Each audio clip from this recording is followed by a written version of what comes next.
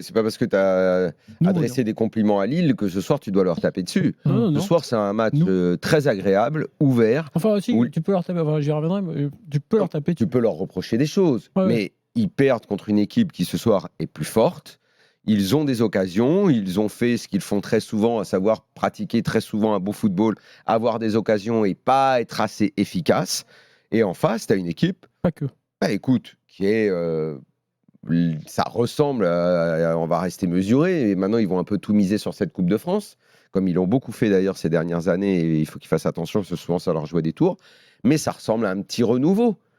Pierre Sage, il se retrouve avec un effectif qui d'un coup devient pléthorique. On avait dit, c'est maintenant que ça va être chaud pour lui, parce qu'il va falloir prendre des décisions. Les décisions, il y en a eu ce soir, parce qu'il a fait tourner, et j'ai entendu Jérôme ou d'autres dire il se fout de notre gueule. Moi, j'étais absolument pas d'accord avec ça. De toute façon, aujourd'hui, il n'y a pas vraiment de hiérarchie à Lyon, puisqu'on a un peu tout remis à plat et on a injecté plein de nouveaux joueurs en effectif. Donc, Sage, c'est de quelque chose qui peut être vu comme une complication, une difficulté. Il a plutôt fait de ça un avantage. Ça veut dire qu'il a un peu tout mis au même niveau, et puis dimanche, il a fait jouer une équipe, ce soir, il a fait jouer un peu une autre, il a bricolé. Et les gars de ce soir ont été aussi bons que ceux de dimanche. Il y a un super état d'esprit, il y a du jeu, ça cherche à mettre de la vitesse, à combiner. D'un coup, il y a très longtemps que je n'avais pas vu beaucoup de technique dans cette équipe de l'OL. J'en ai vu.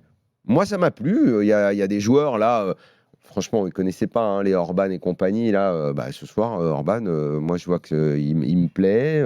Il y a beaucoup de joueurs que je vois bons. Moi, je suis enthousiaste sur ce que j'ai vu de l'OL. C'est bien, quoi. Cette espèce de chamboulement total qu'il y a eu là au mois de janvier, ça a l'air de devoir porter ses fruits.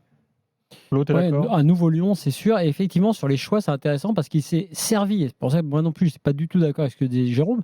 Il s'est servi de la coupe pour faire un truc qui est plus compliqué. C'est par exemple sortir Lopez.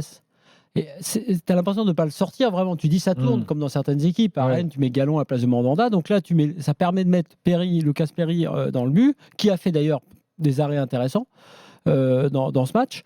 Et donc, en faisant ces choix qui sont des choix de Coupe de France, d'une équipe un peu remaniée, il fait non seulement des choix avec les nouveaux, mais il remet Tolisso, par exemple. Donc, si tu veux, en gros, son idée, c'est d'emmener tout le monde. Intelligent. Ça emmène tout le monde. Et Tolisso, il l'a laissé jusqu'au bout. Et c'était lui qui venait prendre les consignes au bord du terrain. Et si on regarde bien quand même, après avoir demandé à Cherki pendant tout le match d'aller là où il voulait qu'il soit, et comme ce n'était pas le cas, il l'a sorti très tôt.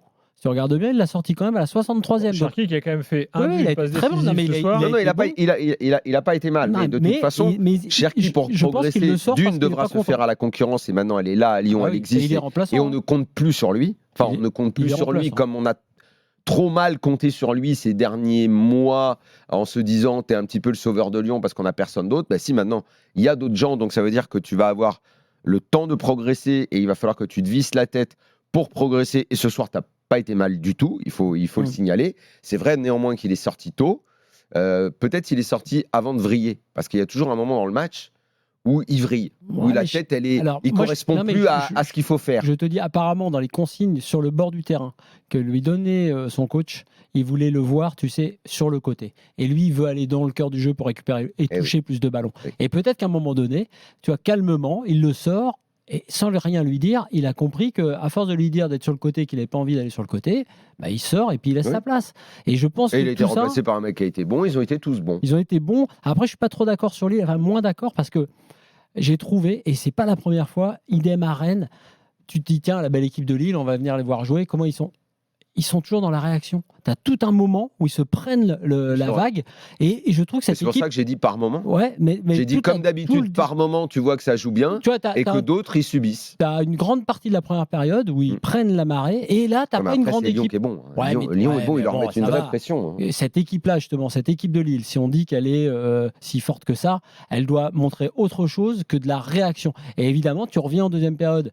En plus, tu prends ce but de Cherki, mais tu reviens en deuxième période avec d'autres intentions et tu dis ah ok, ouais mais les gars, il faut ça plus tôt. Donc c'est pour ça que je suis un peu déçu. Moi, si j'étais supporter lillois, ça fait plusieurs fois et je pense qu'à la fin tu peux être déçu parce que tu as quand même tous ces moments creux. Ah mais ça, je suis absolument d'accord. Ça c'est leur grand défaut. Ah bah notre belle équipe, évidemment, tu as des joueurs formidables. Ah mais ça, je suis d'accord. Ça c'est leur vrai problème. Moi, je trouve qu'en gros, c'est l'inconstance, l'irrégularité, manque d'efficacité. Plus dans la réaction que dans l'action. Non, mais ça, je suis d'accord. Mais effectivement, la grande nouvelle du soir, quand même, On l'avait dit l'autre fois. Textor a dit qu'il y aurait du monde, il a envoyé de l'argent pour mettre du monde. On a des joueurs intéressants, même si Orban, dans la conduite de balle, il y a encore des trucs, mais il amène de la vitesse, il amène autre chose. Et comme par hasard, tu as toute une équipe au diapason, par exemple, sur la récupération. Tu vois Cacré qui est revenu dans sa surface récupérer. Il y a beaucoup de récup, beaucoup de choses intéressantes. J'ai vu ce soir, alors déjà contre Marseille, évidemment, vu la symbolique du match, il y a eu beaucoup de sourires, le public était content. Mais je trouve que le consolider 4 jours après, franchement, c'est quelque chose d'important pour l'OL. Ils ont beaucoup souffert cette année, les supporters. Maintenant, ils vont évidemment mettre toute l'attention sur la Coupe de France. Ils vont, je l'ai dit, ces dernières années, ils ont voulu faire ça. Ça s'était mal passé. Je me souviens de l'année de Nantes, l'année dernière, pareil. Bon, de toute façon, ils sont obligés à nouveau de rêver à la Coupe de France et de se dire, c'est là qu'on va essayer de décrocher un truc. Sauf que c'est pas l'année la plus simple, comme tu as dit tout à l'heure avec le casting. C'est pas l'année la plus simple. Franchement, vu si Monaco se qualifie demain, la Coupe de France, ça faisait longtemps qu'elle va ressembler à un play-off. Ça va ressembler à un play-off de championnat. Là tu as quand même la Coupe de France, vous savez, elle prend une importance parce que tout le monde sait que le PSG, globalement, a 9 chances sur 10 de gagner le championnat. Donc, c'est pour ça que je te dis que ça ressemble à un play-off. Seule façon de gagner un titre, en fait, pour maintenant, tous les clubs sauf Paris. Imagine, là, tu as Rennes qui va aller à fond sur la Coupe de France pour le titre. Lyon, pareil. Montpellier avait dit qu'ils iraient à fond. Ils se sont pris une bonne branlée.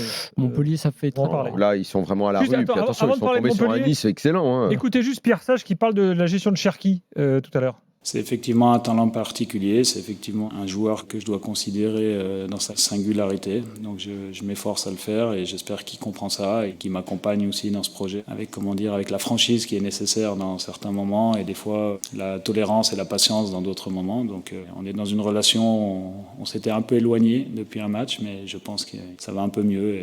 Sauf quand il sort, comme tous les autres joueurs. Mais voilà, quand tu joues pas le match précédent, tu as la volonté en plus, il est décisif 2 fois, donc il avait la volonté de jouer un peu plus. Mais des fois, le plus est l'ennemi du bien. Donc je pense qu'il fallait mieux arrêter là. Mais tu te rends compte, c'est pas le premier entraîneur maintenant. Tous disaient à peu près la même chose.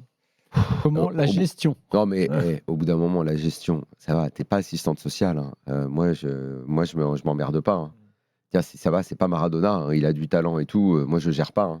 Je dis au revoir, monsieur. Trouvez un club, partez. Et il n'y a pas de problème. Si vous trouvez un mec qui arrive à vous gérer, vous brillez, vous passez à la télé, vous mettez des buts, aucun problème. Bonne vie à vous, bonne continuation. Mais moi, je m'emmerde pas. Des joueurs, il y en a 1000 sur Terre. Au bout d'un moment, stop. On ne peut pas entendre sans arrêt. Ouais, il a sa singularité, il a ceci, il fait la gueule là. Ouais, c'est quoi le gars il a une tête ou il y a quoi dedans? Il y a que de l'eau ou quoi? Et à chaque fois que les entraîneurs parlent, on a l'impression qu'ils nous parlent d'un extraterrestre, d'un mec qui a pas la tête faite normalement. Le temps passe, passons. C'était pas professionnel alors.